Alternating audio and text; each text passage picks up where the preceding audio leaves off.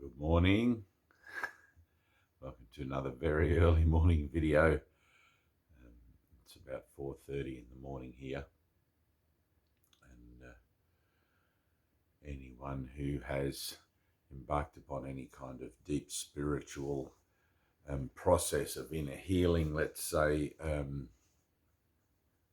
will probably be quite familiar with the idea that sometimes you don't get much sleep, and usually 3 or 4 o'clock in the morning, sometimes 2 o'clock in the morning, you're up and about for no apparent reason, can't sleep. And I usually find if I do my lesson or sit at the computer and write whatever's on my mind out, something like that, I'll usually nod off afterward, but doing the lesson's a good one. So lesson 156 today, I walk with God in perfect holiness. Today's idea but states the simple truth that makes the thought of sin impossible. It promises there is no cause for guilt, and being causeless, it does not exist. It follows surely from the basic thought so often mentioned in the text: ideas leave not their source. We are not inconsistent in the thoughts that we present in our curriculum. Truth must be true throughout. If it be true, it cannot contradict itself, nor be in parts uncertain and in others sure. You cannot walk the world apart from God, because you could not be without him. He is what your life is. Where you are, he is. There is one life. That life you share with him. Nothing can be apart from him and live. Yet where he is, there must be holiness as well as life. No attribute of his remains unshared by everything that lives. What lives is holy as himself, because what shares his life is part of holiness, and could no more be sinful than the sun could choose to be of ice, the sea elect to be apart from water, or the grass to grow with roots suspended in the air. And that's quite bizarre. I don't ever recall having read that lesson before, yet I've done this workbook a couple of times many years ago. Very cool.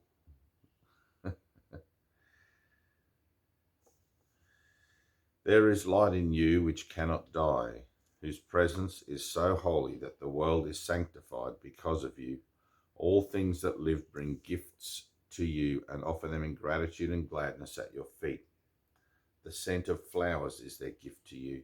The waves bow down before you, and the trees extend their arms to shield you from the heat, and lay their leaves before you on the ground, that you may walk in softness, while the wind sinks to whisper around your holy head.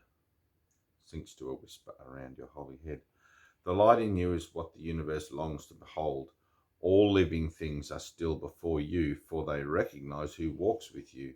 The light you carry is their own, and thus they see in you their holiness, saluting you as Saviour and as God. And one of the things that's important to remember is the illusion of time. Okay, so I seem to find myself, let's say, in an illusion of time in a specific year, 2021, and all of these things seem to be something that at first glance are more akin to a fantasy than reality. Okay, but remembering that this is already done, this is already accomplished. I have already awoken from the dream, and learning to stay in that mindset of being awake. I'm awake within the dream now. I've had an experience that shows me what I am. I've done this mind training course, which makes sense of that experience and purifies my thinking to a great extent, wherein I'm no longer confused by the illusory nature of the world that I see around me, even though it still seems to linger a while in evidence. Okay, but I carry within my heart and my mind the knowledge that this is done, and that this world no longer actually exists, that it's just a residue of a dream long ago atoned for through the idea of resurrection or the escaping of death of Jesus Christ. Now, whether you believe that or not doesn't really matter, because you have to have your own experience. All your thoughts about it mean nothing. What we see with our eyes is just the tip of a mighty iceberg of the big picture. The idea that someone escaped death to us seems entirely improbable, and how could I ever believe that? I wasn't there. I don't know if it happened.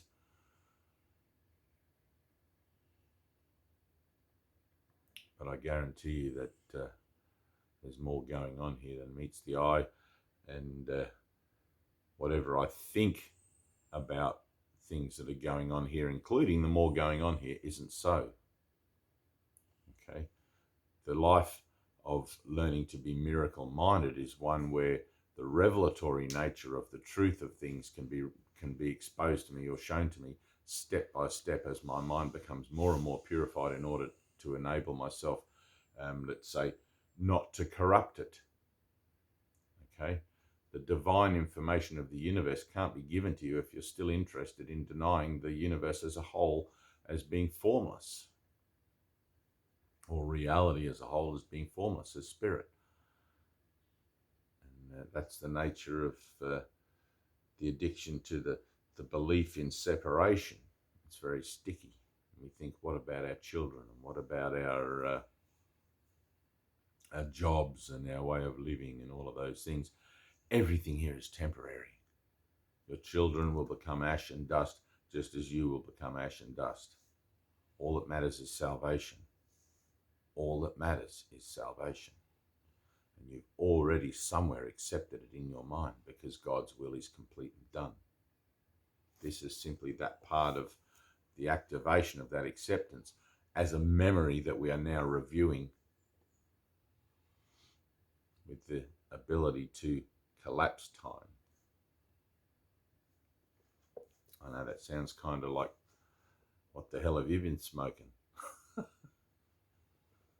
But having been twice now out of time, and having had meetings with non-earthly entities, let's say, or divine beings, I can guarantee you that even though my mind, like yours, also seems to struggle at times to comprehend the vast nature of how different life actually is to what it appears to be here, the truth of what I'm telling you is something that you can discover yourself, and will and did. Salvation is all that matters. Truth is true and nothing else matters. The light in you is what the universe longs to behold. All living things are still before you, for they recognize who walks with you. The light you carry is their own, and thus they see in you their holiness, saluting you as Saviour and as God.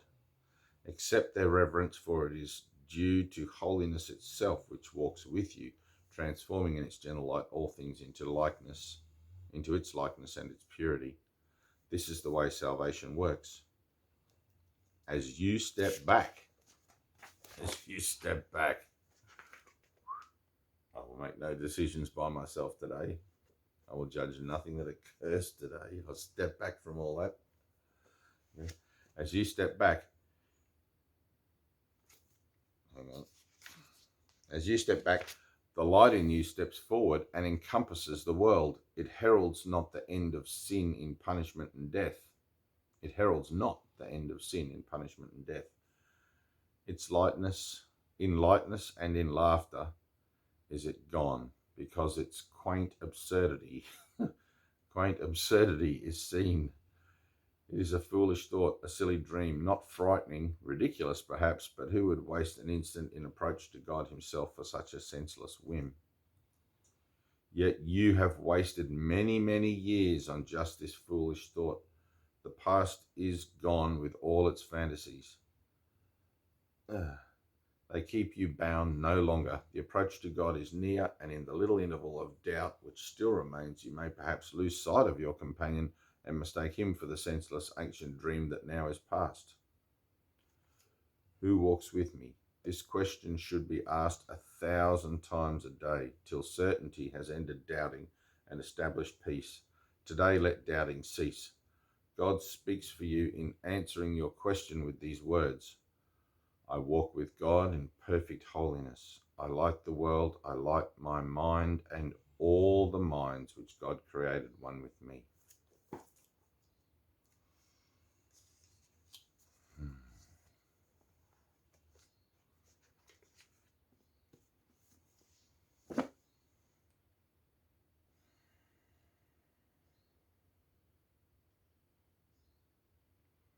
There's a place in the heart and the mind, like in the recognition, this is a journey into fear. This is a journey to confront my falsity, to confront my bullshit, to confront my denial of the truth of me, which is completely loving. You know, the one thing that the human being is afraid to do is to love itself unconditionally, because we love the idea that we can condition or place conditions upon what we think love ought to look like, because it gives us a sense of autonomy and separateness, which we actually enjoy. A foolish sense of autonomy and separateness, which we actually enjoy, until we realize finally that it brings us nothing but pain, nothing but suffering. The maintenance of that idea of separation. I am separate from that person. I am separate from that person. It's like higher I, am not separate from anything. But I'm using this avatar we call Dave to express, let's say, a curriculum or a modality wherein we can apply the principles taught to us through this new technology to bring about a collapse of our old thought system and a relinquishment of the foundations that seem to give it some kind of credibility in favor of initially the mystery of faith that will lead us forward into solid gains through miracles and wonders and revelations that will become the focal point for our new way of thinking as we rebuild our relationship within ourselves with ourselves. And it's not that you can really rebuild it, because it's not broken. There's nothing wrong with it. But your awareness, it's like my awareness of my true relationship with the nature of the universe is something that I need to, when the glass is foggy, I just need to wipe that away, let go of what I think I'm looking at and see clearly. I can see clearly now, the rain has gone. All right, peace. I love you.